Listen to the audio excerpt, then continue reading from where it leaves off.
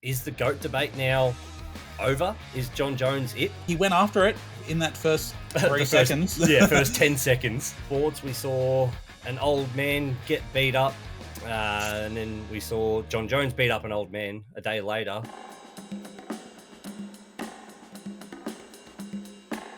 All right, guys, we are back.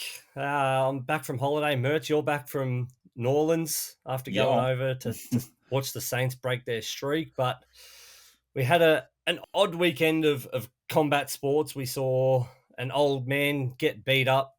Love you. Love you too. And then we saw Jon Jones beat up an old man a day later. He did the Trump dance. He did the Trump dance. But we'll kick it off with Mike Tyson's rather flat and sort of sad and depressing return to the boxing ring, and Jake Paul, again, claiming he's the best boxer to ever live. What did we expect from this? I tuned in because I was like, maybe Mike has one punch left in him. And it quickly showed, like, he went after it in that first 3 seconds. First 10 seconds. And then he was absolutely gassed. And you know what? This is why boxers retire when they're, 40? Just the build-up. We all sort of knew this isn't going to be great.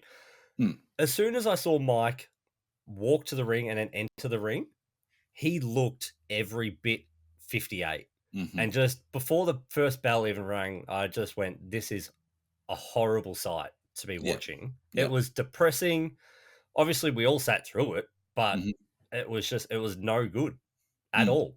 I was falling asleep, to be honest. Like, I was actually falling asleep. Look, at the end of the day, I didn't expect any more from this. Like, I thought that Jake might try and go for the knockout to be like, I knocked out Mike Tyson, and that's something he can kind of hang his hat on. But before the fight, they were talking about whether this is a lose-lose proposition for Jake Paul, and I think we found out that it absolutely was a lose-lose, because he has earned nothing from this, except for millions and millions and millions of dollars. So it worked in that way.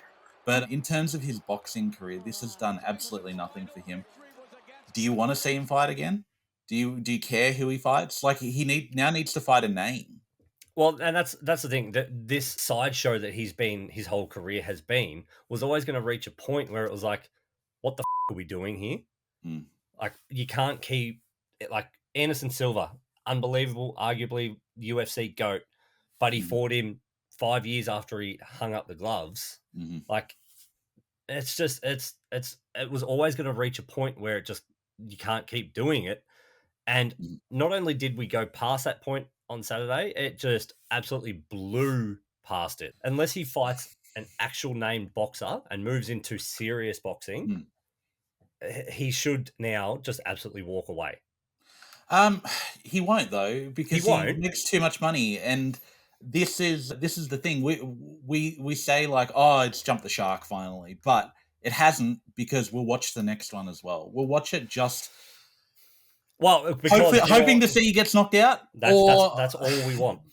Or to see if he can actually do something that's impressive, because it's like this thing where even if he fights someone like the Tyron Woodley thing, he was much, much bigger than Woodley. Yeah. But the way that he knocked him out, you go like, oh, you know what? Maybe he has a little bit of power behind these punches. Maybe he can improve. But even from the weekend, he didn't really look like he'd improved from the last time I'd seen him fight. Like, he still does the scared jump back. Yeah. Like, and it's not what boxers do. They stand and they might move out of the way and dodge, but they're not scared. And he looks scared when he's out there. And I genuinely think he was scared of Mike Tyson knocking him out in the first round. Absolutely. And I know it's from watching it, Mike Tyson looked horrible. But would you right now step into a ring with Mike Tyson and boxing gloves on? Well, I'm 34 years old, so I feel like I could run from him for long enough. Yeah, well, that's his legs the would stop working. That's the only way I would do it. I would not stand in there with gloves on and stand facing that man, because even at 58, one punch from Mike Tyson would end everything. But it's just, I don't know. The cards on the table, can't stand Jake Paul. And I don't know if if I've met anyone who's like, no, I love Jake Paul. What he's doing for boxing is great. He's not. He's making it a clown car. Mm-hmm. And all we want to see is him getting knocked out. But he's never going to put himself in that position to take on a Canelo. He's going to keep calling out Canelo and Tank Davis and Bud Crawford and all of these big name guys. But it's not never going to happen. On my life will he ever do that. No. I don't honestly like he called out Jai Opetaia because he's please let Jai get in the ring. Please, Jai will murder you, mate. Yeah. In like one punch, you'll be like crying in the corner. But okay, I'm gonna give a positive on that event. It was the main event was an absolute show, clown car, all of those things that you said. But the fact that, and Netflix sent out a press release saying 50 million people watched the Amanda Serrano, Katie Taylor epic that was before, even though in my eyes, Serrano got robbed. I had a winning by 3 rounds. The robbed. Scorecards are a joke for that. But in terms of a spectacle and the actual level of the fight that was on show, that was incredible. And honestly, I don't think Amanda Serrano, who obviously I feel deserved the win, deserved to be an undisputed champion in the second division, she wouldn't have these eyes on her without her affiliation with Jake Paul. And Katie Taylor, we wouldn't know who she is, basically, unless you're really into boxing. It's one of those things where the Jake Paul sideshow has brought these people to the top where you can actually see them, and 50 million people tuning in for that fight. Like, it's what it deserved. It was a phenomenal fight. Deserves to be in contention for fight of the year because it was unbelievable. And the one before that was a epic fight as well for a world title. And like, I think you can stack it that much, but at the end of the day, everyone turns around and looks at the top of the card and goes, oh, that was because Mike Tyson is 58 and blah, blah. But I think this is the problem with boxing, that we only support names. There are, like in Australia, it's Tim Tszyu or Nikita Tszyu, and they're there because they've got the Tszyu name. But there are plenty of good boxers who are there who can't push into that next echelon because they don't have the name. They don't know how to market themselves. They don't have the engine really pushing them from behind. And actually, you look at like the likes of Justice Hooney and you look at Jai Opetaia. Jai Opetaia could be the best boxer in the world. He is an amazing talent. He is just... There were so many questions about him when he first went and fought Maris Bradis and won his first cruiserweight title. There were so many questions because he'd only fought Australians, but the way that he'd beaten all the Aussies that he'd fought was just absolutely savage. And then he goes on and wins with 2 broken jaw on both sides. And then like what he's done since then, he's just dominated everyone he's fought. He's just an absolute beast. And I wouldn't be surprised if he cleans out cruiserweight and moves up to heavyweight and then like does what Usyk does. But I think it could potentially even be better than Usyk. He's got all the tools, and he should be really the one that Australia is behind. But no one, I feel like outside of boxing circles, no one knows who he is. And it's really sad. But I think the Jake Paul-ness of it all just brings these people to the fore and gives them a platform. And I think that's kind of what they need. I'd love to see Jai Opetaia beat Jake Paul's ass, but that's all we want. We want we want an actual big name boxer to just be like, I'll do it for free. Yeah. And just walk in there and just knock his head off. I also just want him to be the biggest sports star in Australia because he deserves it. Yeah. All right. Moving on from the boxing, Mertz, we had, it was a stacked UFC card, but outside of the co-main event and the main event, it was a pretty lackluster sort of card. But really, I guess for me, the only main talking point is the GOAT debate now over? Is Jon Jones it? For me, he is, but I don't know where you sit on the argument. I don't think you can determine a GOAT in UFC because you look at it and I just look at the heavyweight division and it's such a weak division. You had Francis Ngannou. I'd love to see Francis Ngannou come back and fight him because that would be an actual fight. But for the most part, you just go, Jon Jones is so dominant. He just cleaned out the division. There's no one else who can kind of go near him. But there's part of me that goes, I wonder if if he was in a really competitive division, or does he just make everyone else look bad? But I honestly think the goats from UFC come in those lower divisions because it's the more entertaining fights, to be honest.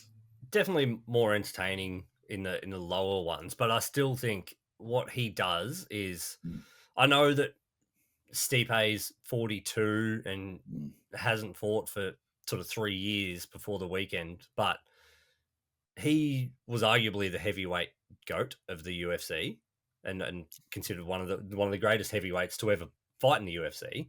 Yeah. But Jones, and what he does so often is he makes these amazing fighters just look so out of their depth. Yeah. And Stipe just didn't know what to do, didn't know what was coming, didn't know the angles, didn't know anything, couldn't string a combo together that landed. And even when he did land a punch, Jones just ate it. Yeah. But I also go, he's 42. He looked Yeah. 42. His footwork was awful.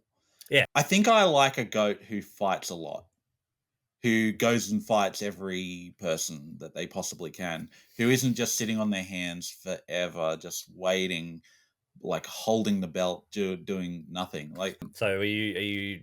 Is that a little reference to Alex Pereira? well, like honestly, you look at Pereira, look at how active he is, and yeah, he's lost fights, but he fights all the time. Like we were talking a little bit before we started this. Like it's a fight I'd love to see, Alex Pereira. Like I'd love to see Alex Pereira get in the ring with him, but is he too small for Jon Jones? I don't know if that would matter for Pereira. If his power in his hands, I don't think would matter. I think the thing that would but you make just the keep difference, going up and up, and like eventually you start to look small if you've started. The crazy thing with Pereira is he weighs in, and He then looks big. a day later he's massive, and it's the thing that the commentators spend the first round talking about is just the size difference of him. Oh yeah, and honestly, he looked huge in this last fight in light heavyweight. So yeah, it's got to be Jones versus Aspinall next. Yeah, what the UFC need to do: give Jon Jones $100 million for 12 months, have him fight Tom Aspinall, or give him 50 million with a kicker that if he wins, then he fights Alex Pereira and they can give him another 50 mil or 75 mil or whatever that fight will bring in, because we all want to see him fight Aspinall, but the mega fight is him versus Alex Pereira, and that would be worth unbelievable amounts. Just write your own check at that point, because there was 50 million for the Katie Taylor Amanda Serrano fight. There would be 100 million plus for Jones versus Pereira. Yeah, but that's what we want to see. But this is the thing: Jones just sits back and just waits and does, like, he's on island time. He does whatever he wants whenever he wants, and that's what he forces Dana to open the checkbook, which not many fighters can actually do. No, but I think that bites into the legacy of, is he the greatest of all time? I don't know. You can't really compare across. Well, we talk about other sports. You can't compare across eras. You can't compare across weight divisions in UFC because, well, you look at Volk. He goes up a division and he gets beat. He looked like he was going to win, and then he gets demolished in the second time. So I'm not 100% sure, but I think the Hall of Fame and that is always open to everyone. But when you go to that next level of, are you a definite legend? There's no doubt that Jon Jones will go down in UFC history as one of the greats, but the greatest of all time. I guess this is the Jordan debate, isn't it? Yeah. Oh, and you love this debate. It's your favorite one to talk about. I love talking to the goat. All right, mate. We'll leave it there. We'll be back next week with, I don't know, maybe some F1. Who knows? We'll see. We'll see what comes of the week.